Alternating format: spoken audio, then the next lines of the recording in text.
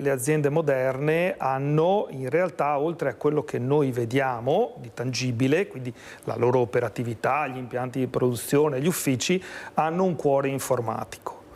Ogni singola azienda ha un server che oggi sono sempre più performanti e tutto passa da quel cuore informatico, quindi passano le mail, passano le conversazioni interne, vi è tutta la contabilità, vi sono tutte le offerte, quindi in realtà c'è un luogo dentro l'azienda dove c'è tutto quello che succede. Il campionario, perché io nel dialogo costante con gli amici imprenditori che ho tutti i giorni, il campionario diciamo così, delle intromissioni informatiche e delle truffe che poi possono realizzarsi attraverso queste è infinito. Cioè c'è la classica mail in cui una figura apicale dell'azienda chiede di disporre un pagamento, che magari per motivo X l'amministrativo, perché il direttore è in ferie, non lo chiama, eccetera, ed esegue il bonifico. È capitato, certo. Oppure chiaramente, come si diceva, l'intromissione informatica che rende indisponibile una parte dei file archiviati, per cui praticamente non è più possibile aprirli. Il campionario è infinito. A me viene in mente un'importante azienda veneta, allora quotata, che è un leader mondiale nelle trasmissioni, che ebbe un importante attacco informatico che colpì l'azienda qui in Veneto e le filiali in tutto il mondo.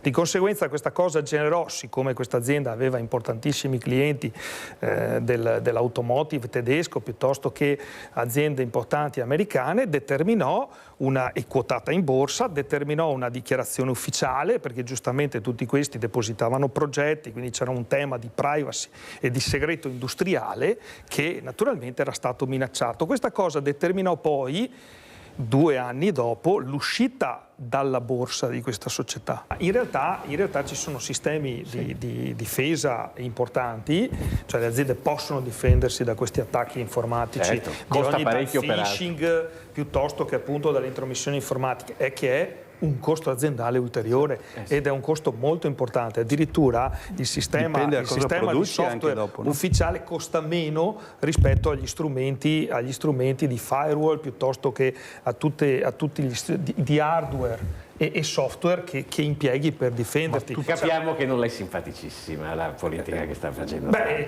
certamente da imprenditore registro che la sua politica di dazi ha generato tutta una serie di squilibri e disallineamenti a livello economico mondiale che portano poi a quella fotografia lì. Perché Xi Jinping sta favorendo magari ma due. più che favorendo, Xi Jinping si trova in una situazione particolare, si trova con un'Europa che comunque sta scegliendo una politica di dazi contro la produzione cinese, perché va sottolineato che i dazi non li ha messi solo Trump. Nel 2025 l'Unione Europea ha messo più dazi antidumping di quelli che ha messi negli ultimi 10 anni, quindi abbiamo messo antidumping sui recipienti senza saldatura, sui pavimenti laminati, sui bolloni, sulle viti. È infinita la lista di merci provenienti dalla Repubblica Popolare Cinese che sono stati sanzionati con dazi antidumping dall'Unione Europea. Parliamo di dazi dal 60 al 120, 130, addirittura retroattivi, peggio di quelli che fa Trump. Quindi Xi Jinping è stretto in questa morsa. Sì. Quindi da un lato un mercato americano che comunque ha una pesante politica di dazi, dall'altro l'Europa uguale e conseguentemente tutte le grandi guerre si scatenano anche e in primis per motivi economici. Quindi quell'immagine lì a me non la trovo un'immagine tranquillizzante. No. Chiudo questo lungo ragionamento per dire che poi cosa significa quell'immagine. Significa che Xi Jinping vuol dire che c'è stato un ordine militare, un ordine economico mondiale dollarizzato che ha gli Stati Uniti come centro, ma ce ne può essere un altro che ha comunque di base una forza militare.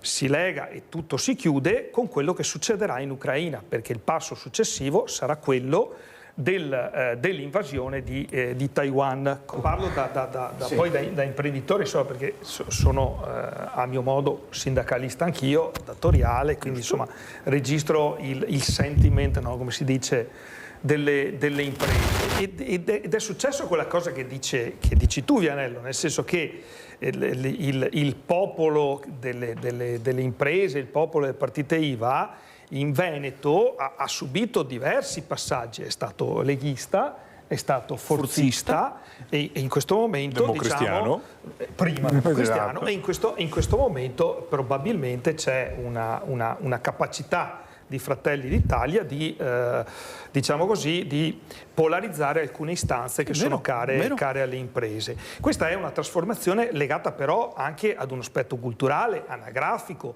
perché la secessione, l'Europa delle nazioni è una tematica di fine anni 90, sono passati 30 anni, quindi cioè, anche i tuoi studenti si sono formati nel mondo dell'euro, si sono formati nell'Europa di Schengen, cioè certe tematiche sono diventate sorpassate. Adesso io Salvini, insomma, in Veneto non gode di enormi simpatie, ma d'altra parte è stato in grado di, diciamo così, di allineare il suo movimento a quella che è il sentimento. Infatti è passato l'8% dal 70% che aveva la Lega in Veneto, il partito rappresentante del territorio.